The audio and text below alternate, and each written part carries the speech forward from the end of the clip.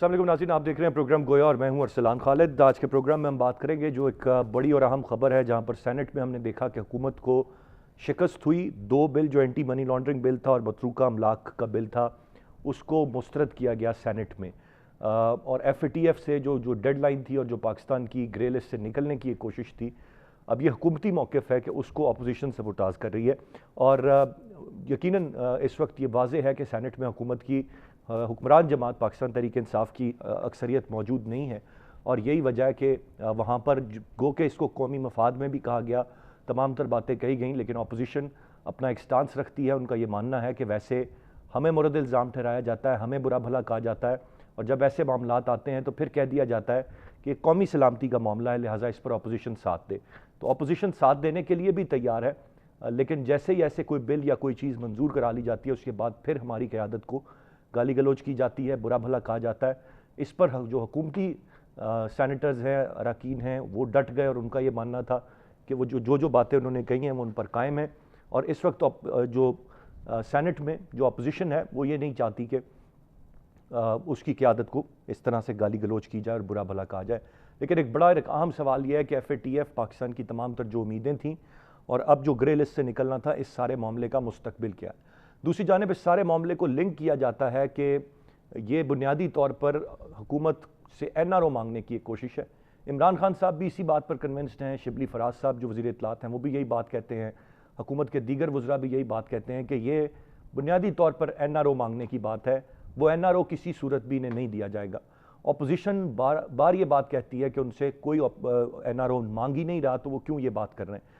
इसी तरह जब शिबली फराज साहब का हाल ही में एक मामला सामने आया, जब उनसे ये कहा गया कि आप बताएं कि किसने NRO मांगा, तो उन्होंने जो नैब के हवाले से तरामीम हैं उनको ट्विटर पर शेयर किया और कहा गया कि ये चीज़ साबित करती है कि ये NRO मांग रहे हैं। इस वक्त भी हर तरफ से एक आवाज़ है NRO की, और NRO ना देने की भी एक आवाज़ है जो हुकूमत की तरफ से आ रही है, लेकिन हकीकत वाज़ेह नहीं है कि किस हद तक कोई NRO मांग रहा है या NRO नहीं मांग रहा। और फिर साथ साथ पैरेलल एक नवाज शरीफ साहब को वतन वापस लाने का मामला, जिसमें हम बड़ा वाज़ेह तौर पर देखते हैं कि एक तवील अरसे से खामोशी थी। नवाज शरीफ साहब जो वक्त देकर गए थे, उसके बाद कोरोना का एक क्राइसिस आ गया और सारी बात हुई, लेकिन किसी को ख्याल नहीं आया नवाज शरीफ साहब क्यों वतन वापस नहीं आ रहे, या उनकी जो सेहत है वो अब कैसी है, या वो कब तक वापस आ जाएंगे। इस पर हमें हुकूमती वज़रा की जानिब से भी कोई बात सुनाई नहीं दी, कुछ और भी नहीं था। लेकिन फिर अचानक मरीम साहिबा की पेशी होती है और एक मुबैना टेलीफोन नवाज शरीफ साहब का, जिसके बारे में कहा गया कि वो मौलाना फजल रहमान साहब को आया, और उससे कहीं ना कहीं हुकूमत को ये इशारा मिला कि नवाज शरीफ साहब सियासी तौर पर मुतहरिक हो रहे हैं। तो उसके बाद से अचानक इस सारे मामले पर हुकूमत को ख्याल आता है कि अब किसी भी सूरत नवाज शरीफ साहब को वतन वापस लेकर आना है, और वो जेल से गए थे और वो जेल में ही जाएंगे। मैं चाहूँगा ये तमाम तर मामला चूँकि इंटरलिंक्ड हैं वन वे और अनदर, तफसील से हमें सारी सूरत हाल पर बात करें जो इस वक्त पाकिस्तान का सियासी मंजरनामा और ये मामलात किस तरफ आगे बढ़ेंगे, कुछ बात हम इस पर भी करें। गेस्ट पार्टिसिपेंट्स का तारुफ कराता चलूँ। प्रोग्राम में हमें ज्वाइन किया मुर्तज़ा सोलंकी साहब ने, सीनियर सहाफ़ी और तज्ज़ियाकार हैं, बहुत शुक्रिया आपके वक्त का। मोहसिन बेग साहब हमारे साथ प्रोग्राम में मौजूद हैं, आप भी सीनियर सहाफ़ी और तज्ज़ियाकार हैं। सोलंकी साहब, गुफ्तगू का आगाज़ मैं आपसे करूँगा, कैसे देखते हैं आप सेनेट में जो हुकूमती शिकस्त है? माजी में हमने देखा कि कुछ मामलात पर हमें नहीं समझ आई कि चीज़ें सेनेट से भी किस तरह हुकूमती फेवर में जाती रहीं, लेकिन इस मरतबा हम सब जानते हैं कि मुख्तलिफ स्टेक होल्डर्स मुतहरिक थे। ये सिर्फ पार्लियामान की या इस हुकूमत की बात नहीं है, मुख्तलिफ स्टेक होल्डर्स मुतहरिक थे इस सारे मामले पर। कौमी असम्बली का इजलास भी जिस तरह से हुआ और फिर सेनेट में इसका मुस्तरद हो जाना, कैसे देखते हैं इसे आप? देखिए, जहां तक पाकिस्तान के वो ब्लैक लिस्ट में जाने का खतरा है, ये पाकिस्तान की रियासत और मुल्क का मामला है, ना ये हिज़्ब इख्तिलाफ का मामला है, ना ये हिज़्ब इक़्तिदार का मामला है, ये किसी जमात का मामला नहीं है। और अगर खुदा ना खास्ता इस तरह की कोई बात होगी तो उसका नुकसान 21 करोड़ लोगों को होगा। और मेरा ख्याल ये है कि इसका इदराक है हिज़्ब इख्तिलाफ की बड़ी जमात को, नून लीग को भी और पीपल्स पार्टी को भी।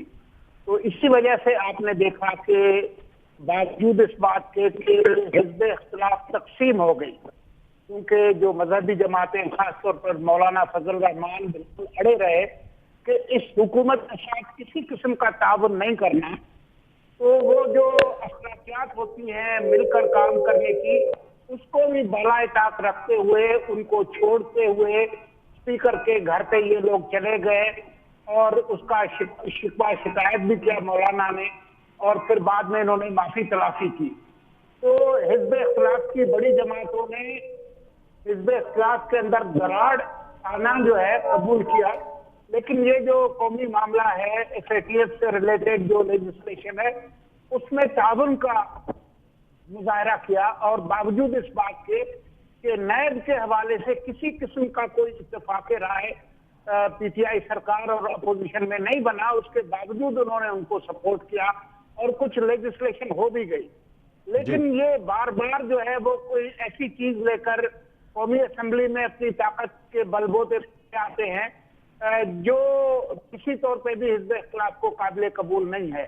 नैब को दोबारा एम्पावर करना और आम शहरियों, बिजनेसमैन और सियासतदानों को बगैर वारंट के गिरफ्तारी के अख्तियारात देने वाली जो बात है, जिसका सेनेट के अंदर शेरी रहमान ने भी जिक्र किया, तो ये वो ऐसी चीजें नहीं हैं जिस पे कि हिज़्ब इख्तिलाफ कंप्रोमाइज करे। मुझे ऐसा लगता है कि खुद हुकूमत इसको सबोताज करना चाहती है कि ये मामला ना हो, वरना और कोई भी रीजनेबल किस्म की लेजिस्लेशन है।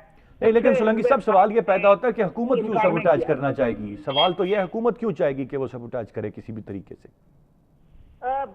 कोई वाहिद रीजन यही हो सकती है, मुझे नहीं लगता कि इनकी हुकूमत चल रही है और कोई इनको खदशा है कि ये चलेगी कि नहीं चलेगी, इसलिए ये NRO वगैरह की जो बातें करते हैं कि जी वो NRO चाहते हैं, इनको नहीं मालूम कि NRO किसने देना है।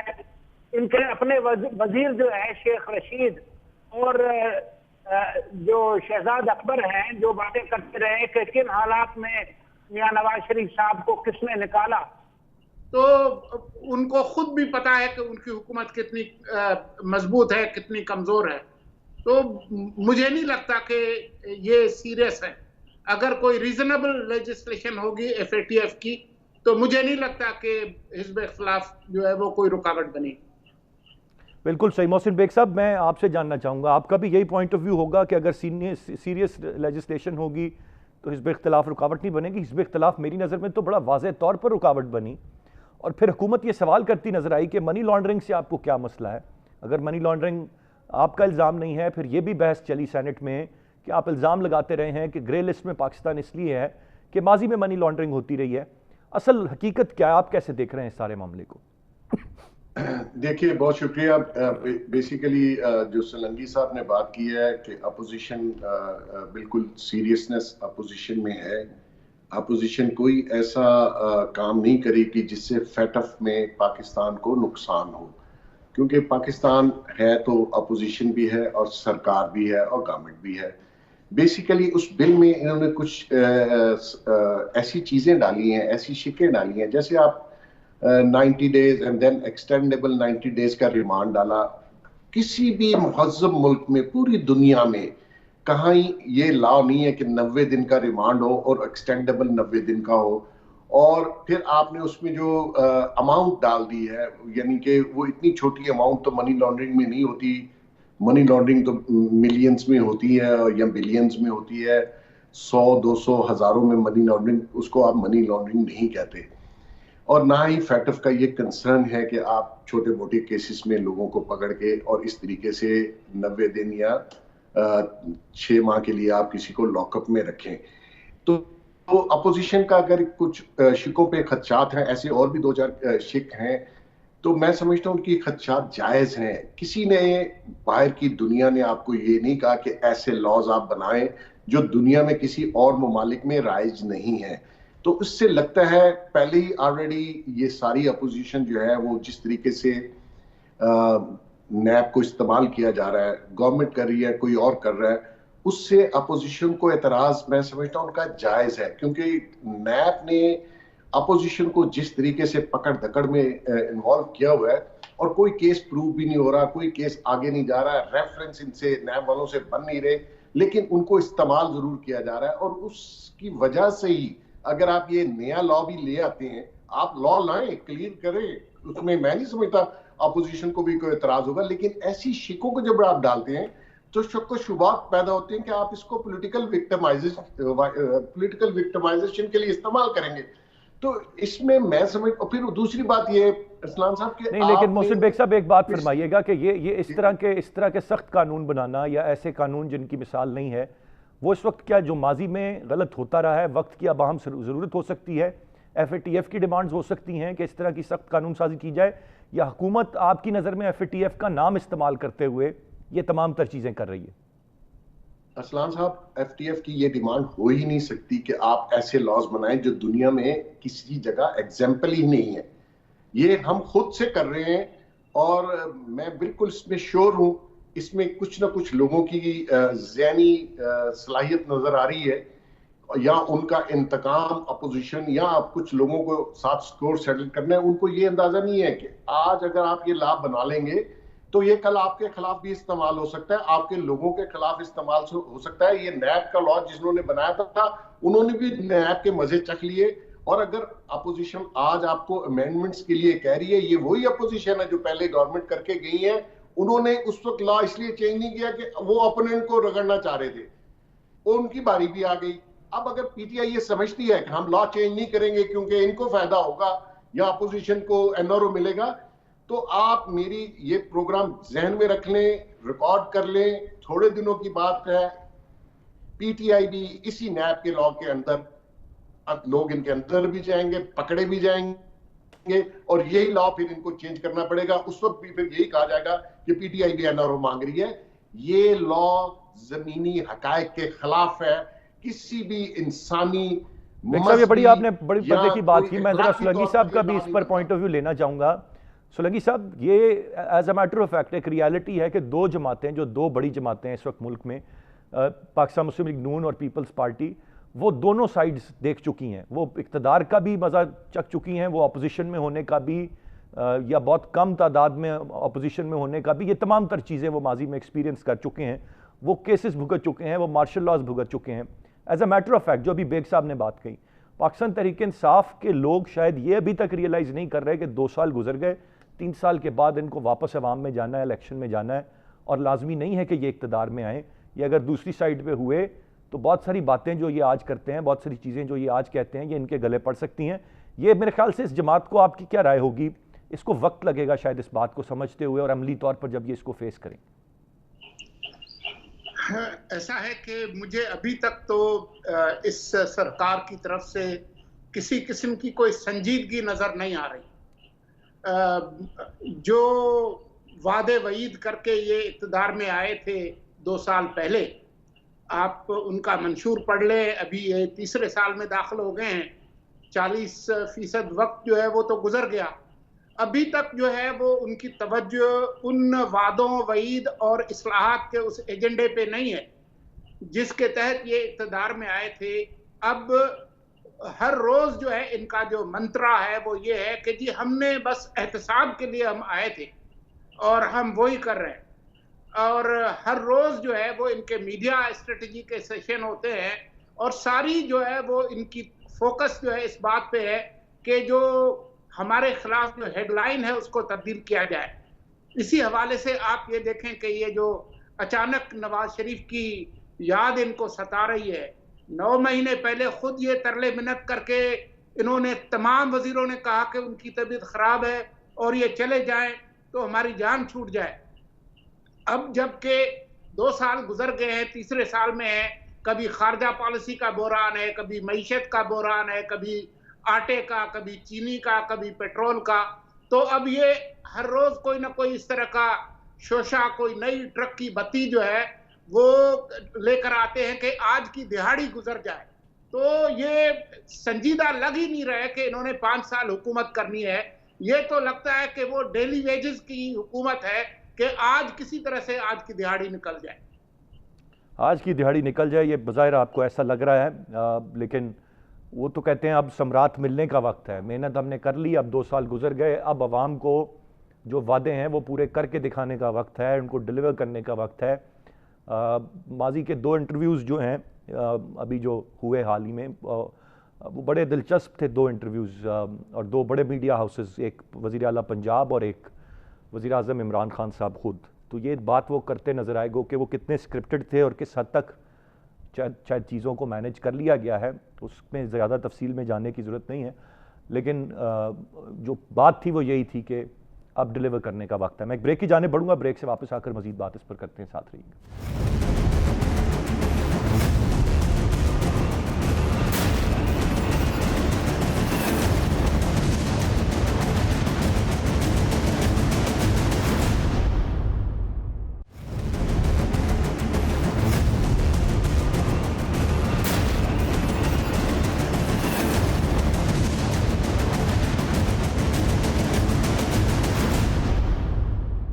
جی ویلکم بیک۔ محسن بیگ صاحب، آپ سے جاننا چاہوں گا سر، آپ نے پہلے بھی بات کی، اب مسلسل این آر او کی ایک بات ہو رہی ہے۔ این آر او کون، پی ایم ایل این کی بات کرے تو کہتے ہیں ہم مانگ ہی نہیں رہے کوئی این آر او، بتائیں کون مانگ رہا ہے این آر او؟ تو کوئی حتمی بات بھی نہیں ہے کہنے کے لیے، لیکن وزیر اعظم صاحب بھی مسلسل ایک ہی بات کہتے ہیں کہ کسی صورت این آر او نہیں ملے گا۔ وزراء بھی این آر او نہ دینے کی بات کر رہے ہوتے ہیں، وہ وزراء جن کا این آر او سے کوئی تعلق ہی نہیں ہے وہ کہتے ہیں ہم سے بھی این آر او مانگا جا رہا ہے۔ یہ کیا معاملہ کیا چل رہا ہے سر، اور کون اس سارے معاملے میں آپ کو ٹھیک نظر آ رہا ہے؟ سلان صاحب، میں شروع دن سے کہہ رہا ہوں کہ پرائم منسٹر اور یہ گورنمنٹ این آر او دینے کی پوزیشن میں نہیں ہے۔ جنہوں نے این آر او دینا ہے وہ جب چاہیں گے دے دیں گے، اور دے بھی دیا۔ نواز شریف صاحب باہر ہیں۔ مقصد یہ ہے کہ یہ ایک اصلاح قوم کو غلط طور پر بتائی جا رہی ہے کہ جی ہم سے این آر او مانگا جا رہا ہے۔ ان کو بھی پتا ہے جن سے این آر او مانگنا ہے وہ انہی سے ہی مانگیں گے، ان سے نہیں مانگیں گے۔ اور آپ کو بھی پتا ہے کہ انسان جب بھی کسی سے کوئی چیز مانگتا ہے تو اتنا تو اندازہ اس کو ہوتا ہے کہ مجھے یہ یہاں سے خیر مل جائے گی۔ اگر اپوزیشن کو یہ اندازہ نہیں کہ عمران خان سے یہاں سے خیر نہیں ملے گی تو وہ ان سے مانگے گی کیوں؟ تو بیسیکلی یہ کہنا ہے جی ہم سے، اگر دیکھیں انہوں نے اصلاحات آپ کو نیب کے لاء میں دی ہیں پیپلز پارٹی نے یا نون لیگ نے، آپ اس میں کیا غلط ہے؟ اس میں کیا غلط ہے؟ آج آپ کو وہ شاید غلط لگ رہا ہے، پہلے نون لیگ کو بھی وہ غلط اصلاحات لگ رہی تھی اور پیپلز پارٹی کو بھی لگ رہی تھی۔ اب ان کے آدھے سے زیادہ لوگ اس چکر میں پھنسے ہوئے ہیں، اور نیب دونوں سائڈوں پہ کھیل رہا ہے، اور نیب کسی اور کے لیے اگر میرے لیے غلط کام کر رہا ہے تو کسی اور کے لیے بھی کر رہا ہے۔ تو یہ کہنا کہ جی ہم سے ان اصلاحات کے ذریعے این آر او مانگا جا رہا ہے، تو یہ میں سمجھتا ہوں غلط ہے۔ اس لاء کو امینڈ کرنا چاہیے، اس میں اصلاحات لانی چاہیے، اپوزیشن کو گورنمنٹ کو مل کے بیٹھ کے۔ اس میں خالی اپوزیشن اور پولیٹیشنز انوالو نہیں ہے نیب کے کیسز میں، اس میں بیچارے بزنس کمیونٹی انوالو ہے، اس میں بیوروکریٹس انوالو ہیں، اور اس نیب نے پاکستان کی معیشت کا بٹھا بٹھا دیا ہے۔ آپ دیکھیے آپ کے کس طریقے سے آپریٹ کر رہے ہیں۔ مطلب یہاں پہ ایک ڈی جی صاحب ہیں، ان سے سپریم کورٹ نے پوچھا کہ آپ کیسے بھرتی ہو، اس نے کہا جی میں تو ڈگری تو میری انجینئرنگ کی ہے۔ انہوں نے کہا آپ کا انویسٹیگیشن کا، اس نے کہا جی نہیں میرا تو کوئی ایکسپیرینس نہیں ہے۔ آپ نے اس کو ڈی جی راولپنڈی منگی صاحب کو لگایا ہوا ہے۔ وہ خدا کا خوف کھائیں، ان کی اپنی کیپیسٹی نہیں ہے، وہ انٹیروگیٹ کر نہیں سکتے، ان سے ریفرنس بنتا نہیں۔ صرف اگر آپ نیب کو لاء دیکھ لیں تو اس کے تحت آپ نے 30 ڈیز میں 120 ڈیز میں آپ نے ریفرنس بھجوانا ہے۔ آپ سالوں سال لوگوں کو جیلوں میں رکھتے ہیں، کوئی سنوائی نہیں ہے، کوئی بیل نہیں ہے۔ پولیٹیشنز کی تو پھر بیل ہو جاتی ہے، ان کی ٹی وی پہ آ کے ان کے پارٹی ممبران بھی بات کر لیں۔ ایک بزنس مین، بیوروکریٹس، ایک عام آدمی، اس کو بیچارہ کیسے اپنے آپ کو ڈیفینڈ کرے نیب کے ہاں؟ تو یہ لاء بدلنا چاہیے۔ اس میں یہ کہہ دینا کہ جی اب اپوزیشن کیونکہ پھنسی ہوئی ہے تو لاء چینج کر رہے ہیں، اس میں بھی کوئی شک نہیں، ان کو اپنے زمانے میں کرنا چاہیے تھا، انہوں نے نہیں کیا۔ اب اگر آج پی ٹی آئی نہیں کر رہی تو کل یہ بھی انشاءاللہ مزہ چکے گی، اور آپ بھی یہاں ہیں، ہم بھی یہاں ہیں۔ اور ابھی آپ دیکھ لیں وہ جو عثمان بزدار صاحب کو انہوں نے لیٹر دیا ہے اور بلا لیا ہے، اور آنے والے دنوں میں آپ آگے بھی دیکھیے گا کہ یہ کس طریقے سے نیب آپریٹ کرتی ہے۔ تو یہ نیگیٹیوٹی جنریٹ کرتی ہے پورے معاشرے میں۔ رائٹلی سیٹ سر۔ میں سلنگی صاحب آپ کی کیا رائے ہوگی این آر او کو لے کر؟ یہ این آر او اگر تو صرف یہ حکومت کی کیا انڈرسٹینڈنگ کیا ہے؟ وہی جو شبلی فراز صاحب نے ٹویٹر پر شیئر کیا کہ وہ اس کو این آر او کہہ رہے ہیں، یا کوئی بیک چینل کوئی ان سے رابطہ کر رہا ہے، کوئی کہہ رہا ہے کہ جی مہربانی کریں ہمارے ساتھ کیسز ختم کریں، اس کو یہ این آر او کہہ رہے ہیں؟ یہ کوئی مشرف صاحب کی طرح کا این آر او اس کی بات ہے؟ یہ اصل حقیقت کیا ہے، کیا سمجھ رہے ہیں آپ؟ میں بیگ صاحب کی بات سے بالکل اتفاق کرتا ہوں کہ این آر او جنہوں نے دینا ہے وہ یہ سرکار نہیں ہے۔ اور عنقریب جو ہے وہ خود اس سرکار کو NRO کی ضرورت پڑے گی، کیونکہ ان کا آدھا تقریباً وقت گزر گیا ہے، اور جس گھامڑ طریقے سے بے قاعدگیاں انہوں نے کی ہیں ان کے وزراء نے، جن کو اپنے محکمے کا پتہ نہیں ہوتا، باقی ساری دنیا کا پتہ ہوتا ہے، تو آپ دیکھیں گے اب NRO کی جو تاریخ ہے وہ تو آپ کو سب سے بہتر بیگ صاحب بتا سکتے ہیں، جب NRO ڈیزائن ہو رہا تھا اور طارق عزیز صاحب کیا کرتے تھے اور مشرف صاحب نے کیسے NRO دیا، چودھری شہزاد کیا کہتے تھے، تو یہ سب کو پتا ہے کہ NRO ہے کیا اور کس کی طرف سے ملتا ہے. تو یہ ان کو خود ہی بھگتنا پڑے گا مستقبل قریب میں. بالکل صحیح، یہ ان کو بھگتنا پڑے گا مستقبل قریب میں. لیکن یہ حکومت کیوں یہ بات بار بار کہتی ہے؟ اس کے پیچھے کیا منطق ہو سکتی ہے؟ عمران خان صاحب آج بھی کہہ رہے ہیں، کل بھی کہہ رہے تھے، یہ وزراء کیوں کہہ رہے ہیں؟ ان کو کیا سمجھ نہیں ہے؟ میرا سوال ہی آپ سے یہ تھا کہ ان کی کیا انڈرسٹینڈنگ کیا ہے؟ ابھی انہوں نے جیسے نواز شریف کی واپسی کا اچانک وہ شوشہ چھوڑ دیا ہے، NRO کا بھی اسی طرح سے وہ چھوڑتے رہتے ہیں. یہ ٹرک کی بتیاں ہیں، اصل جو مسائل ہیں اس ملک کے ان سے توجہ ہٹانے کے لیے اور جو ناکامیاں ہیں ان پر پردہ ڈالنے کے لیے. مجھے بتائیں کہ یہی شاہ محمود قریشی نے جو سعودی عرب اور متحدہ عرب امارات کے لیے جو کچھ ٹی وی پہ آ کر کہا، ابھی 2 دن بعد جو ہے بالکل اس سے الٹ جو ہے وہ انہوں نے بیان دیا کہ نہیں جی وہ کوئی ہم سے پیسے نہیں مانگے اور کوئی کچھ نہیں ہوا. تو اچانک پاکستان کے پاس پیسے زیادہ آ گئے تھے جو ہم نے واپس کر دیے.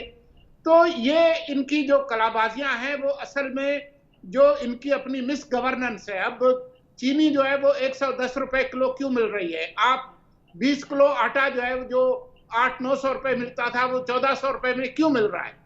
اس کا جواب کون دے گا؟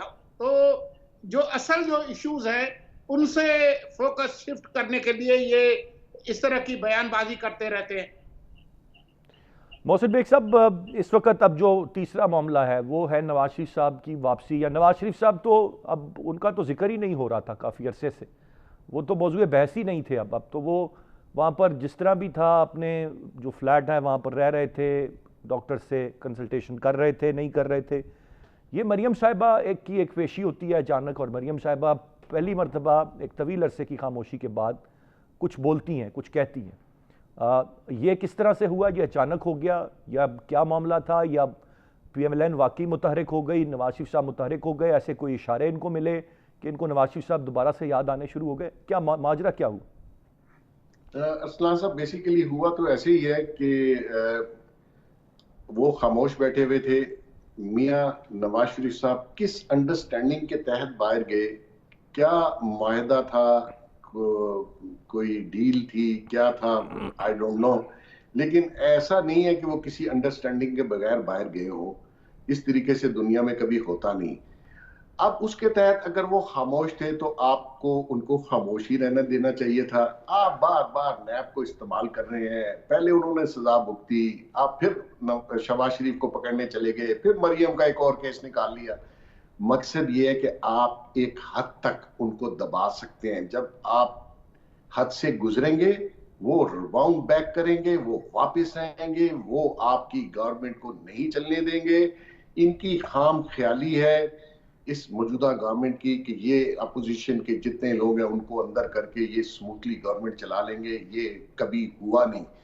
ہونا یہ چاہیے تھا کہ آپ اپنی اصلاحات لاتے، عوام کے فیور میں بل لاتے، آپ عوام کے لیے کوئی سہولت پیدا کرتے. وہ ان میں سے کوئی ایک کام آپ نے نہیں کیا. آپ کا سارا فوکس اپوزیشن پہ آیا. آپ نے جب دوبارہ قوم کے پاس جانا ہے تو آپ بتائیں گے نواز شریف کو میں نے اتنے بار اندر کیا، شہباز شریف کو اتنے بار اندر کیا، رانا ثناء اللہ کو اتنے بار. بیگ صاحب بظاہر تو یہی لگتا ہے یہی بتائیں گے اگلے الیکشنز کی جو کیمپین ہوگی اس میں، یہ جلسوں میں یہی بتائیں گے. اور کیا بتائیں گے؟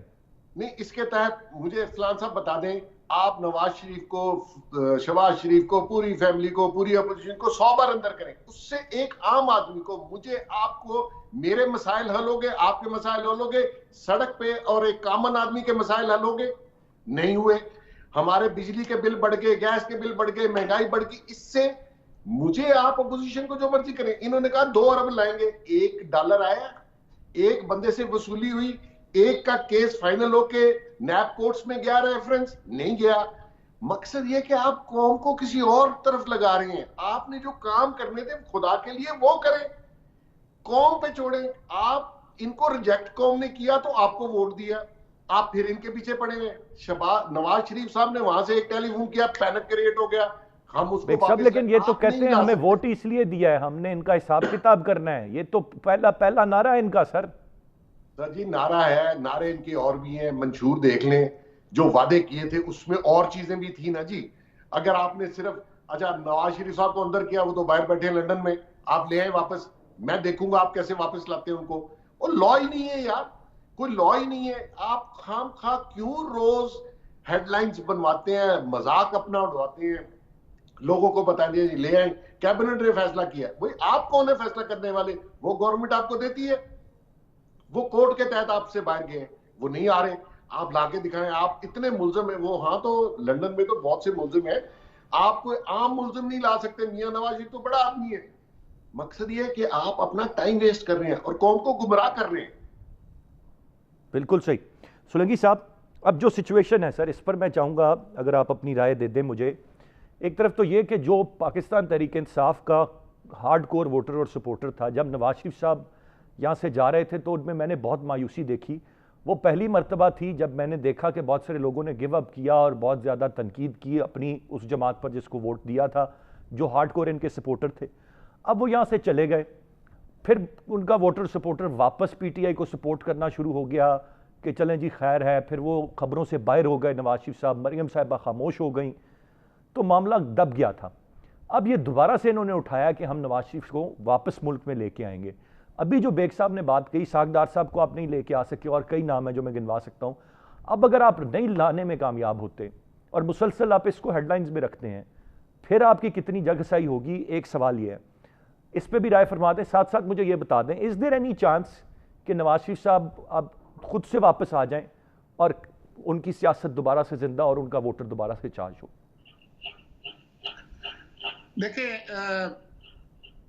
یہ اگر چند دن بعد یہ معاملہ اس نتیجے پہ پہنچے گا, یقیناً پہنچے گا کہ نواز شریف کو یہ ان کی مرضی کے بغیر نہیں لا سکتے, تو اس کے بعد پھر یہ کیا کریں گے؟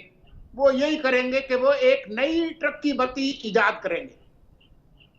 وہ یہ ملک جو ہے وہ ٹرک کی بتیاں ایجاد کرنے میں بہت زرخیز ہے, ان کے پاس کارخانے لگے ہوئے ہیں, وہ کوئی نہ کوئی ایک نیا ایک شوشہ چھوڑ دیں گے. آپ یہ دیکھیں کہ ان کی پوری جو فوکس ہے وہ میڈیا اسٹریٹجی سیشنز پہ ہے, سوشل میڈیا ٹیمز پہ ہے, ٹرول فارمز پہ ہے, تو وہ کوئی نہ کوئی اور کوئی بنائیں گے. لیکن اصل جو بات ہے وہ یہ ہے کہ جب بھی یوم حساب ہوگا, الیکشن کا دن آئے گا, اس دن کیا کریں گے, یہ ہے وہ بات جو ان کو سوچنی ہوگی. اس کے بعد یہ کہاں جائیں گے, کیونکہ جو حالات ہیں وہ تو مسلسل خرابی کی طرف جا رہے ہیں.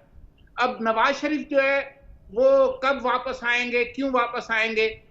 ہو سکتا ہے کہ کوئی ایسے حالات ہوں, الیکشن کے قریب ہو سکتا ہے کہ وہ واپس آئیں. فی الحال تو مجھے ان کے واپس آنے کا کوئی امکان نظر نہیں آتا. انہوں نے واپس آ کے کیا کرنا ہے؟ اصل میں تو ایک طرح سے اپوزیشن نے ان کو ایک انشورنس پالیسی دی تھی کہ جی ٹھیک ہے آپ اپنے طور پر حکومت کریں, کیونکہ کسی طور پہ بھی جب مولانا نے بھی دھرنا کیا تھا تب بھی اپوزیشن کی بڑی پارٹیاں اس میں شامل نہیں ہوئی, اور اس وقت مسلم لیگ نون کی بھی دلچسپی نہیں ہے کہ کوئی ووٹ آف نو کانفیڈنس ہو اور کسی طرح سے وہ اقتدار میں آئے. وہ کلیئرلی وہ یہ کہہ چکے ہیں کہ 2 سال کے لیے ہم نے نہیں آنا, الیکشن کرائیں جب بھی. الیکشن کے حالات نہیں ہیں, تو یہ تو ان کو ایک سنہری موقع کے طور پر لینا چاہیے کہ جو ٹائم ہے اس میں جو انہوں نے مینیفیسٹو میں وعدے کیے تھے وہ اس کو پورا کرے. اس طرف ان کی توجہ نہیں ہے. بیگ صاحب آپ کی کیا رائے ہوگی سر؟ کوئی چانس ہے کہ نواز شریف صاحب خود واپس آ جائیں, اور بے شک وہ جیل بھی جائیں, اور لیکن اگر وہ واپس آتے ہیں اور پھر کوئی ایکٹیویٹی جنریٹ ہوتی ہے تو جو نون لیگ کی سیاست ہے اس وقت جو بڑی حد تک جمود کا شکار ہے, اور شہباز شریف صاحب شاید یہ انڈرسٹینڈنگ ہے یا جان بوجھ کر اس طرح سے اس کو نہیں لے کر چل پا رہے, اس میں دوبارہ سے کوئی تیزی ہم دیکھیں کہ وہ آئے اور یہ کچھ اگلے 1 آدھ سال میں ہو جائے تاکہ ایک مومنٹم بڑا اسٹرانگ بلٹ اپ ہو جائے اگلے الیکشن سے پہلے؟ کوئی ایسی چیز آپ ہوتی دیکھ رہے ہیں؟ دیکھیں اسلان، اگر تو نواز شریف صاحب آ کے یہاں جیل چلے جاتے ہیں اور ان کے ذہن میں ہے کہ میں جیل میں بیٹھ کے اپنی پارٹی کو گائیڈ کر کے ایک احتجاجی تحریک چلاتا ہوں، تو گورنمنٹ کے لیے بہت سی مشکلات پیدا ہو جائیں گی. اور دوسری بات یہ ہے کہ دیکھیں ان کو جب سزا ہوئی تو کیونکہ بیگ صاحب سوری فار انٹرپشن، لیکن دیکھیں ایک خیال یہ بھی ہے اگر وہ یہاں جیل میں بھی ہوں گے، ہر جمعرات کو ان کی قیادت کے لوگ ملنے جا رہے ہوں گے، جس طرح سے ہم نے ماضی میں دیکھا ان کے تھرو نواز شریف صاحب کا بیانیہ اخبارات اور ٹی وی میں آ رہا ہوگا، اب کی طرح کی مکمل خاموشی تو نہیں ہوگی نا سر؟ بالکل صحیح ہے. اور میں دیکھیں یہ پریویس جب ان کو سزا ہوئی تو لندن میں تھے، ان کی مسز بھی بیمار تھی، وہ اپنی بیٹی کے ساتھ آئے اور آ کے جیل میں چلے گئے. مقصد یہ ہے کہ وہ میں نے جیسے پہلے کہا، وہ کسی انڈرسٹینڈنگ کے تحت ہی خاموش بھی تھے اور باہر بھی تھے. اگر یہ اتنا ہی شور شرابہ یہ کر رہے ہیں کہ جی ان کو واپس لانا ہے، تو میں سمجھتا ہوں اگر نواز شریف صاحب خود سے واپس آ گئے تو ان کا قد بہت بڑا ہوگا. اور وہ ان کے لیے اگر وہ سوچ کے یہ آئیں کہ میں نے جیل میں بیٹھ کے ایک مومنٹم کریٹ کرنا ہے اور اپوزیشن کو اور اپنی جماعت کو متحرک کرنا ہے گورنمنٹ کے انگیسٹ، جو کہ اس وقت حالات بنے ہوئے ہیں. حالات ایسے ہیں، ہر شخص، کوئی امیر اور غریب، نہ وہ بیچارہ بجلی کے بل پے کر پا رہا ہے، نہ اپنے بچوں کی فیسیں پے کر رہا ہے، نہ اس کے بزنس چل رہا ہے. حالات معاشی طور پر بہت خراب ہیں. اور اسی چیز کا خطرہ تھا کہ جو لوگ بیچارے ان امپلائڈ ہوں گے، حالات نہیں ہے، پرائیویٹ سیکٹر میں جابز نہیں ہے، بزنس کمیونٹی پریشان ہے. ایسے حالات میں آپ دوسری چیزوں پہ فوکس کریں، آپ معاشی اصلاحات لائیں، عوام کو سہولت دیں. آپ کہاں اپوزیشن کے مطلب نواز شریف صاحب آ جائیں گے تو میری مشکلات حل ہو جائیں گی، وہ جیل چلے جائیں گے، مجھے میرے بچوں کا میرا روزگار چل پڑے گا. آپ خدا کے لیے کن کاموں میں کس طرف لوگوں کو لگا رہے ہیں یار؟ آپ نے جو وعدے کیے تھے اس میں سے ایک ہی پورا کر دیں، ایک وعدہ لیں، ایک اصلاحات. بالکل صحیح بیگ صاحب، وقت میرے پاس ختم ہو رہا ہے، لیکن یہ باتیں جو آپ نے ہمیں کہیں یہ میرے خیال سے آپ کی تو براہ راست رسائی ہے، آپ تو ڈائریکٹلی بھی یہ باتیں کہہ سکتے ہیں، تو شاید آپ کی باتیں وہ سن کے ان پر عمل کریں تو بہت ساری چیزیں بہتر ہو جائیں. سننا نہیں کرتے اسلام، حکمران جب حکمران بن جاتے ہیں پھر وہ سنتے نہیں ہیں. سر یہ تو بالکل میں بھی جانتا ہوں، سولنگی صاحب بھی مسکرا رہے ہیں، وہ بھی جانتے ہیں، یہ ہم سب جانتے ہیں، اور یہ والے تو بالکل ہی نہیں سنتے. یہ بھی ایک ریالٹی ہے. بہت شکریہ ادا کرنا چاہوں گا دونوں معزز مہمانوں کا. ناظرین، گفتگو آپ نے سنی، آج کے پروگرام سے اتنا ہی. ارسلان خالد کو اجازت دیجیے، اللہ نے کے بعد.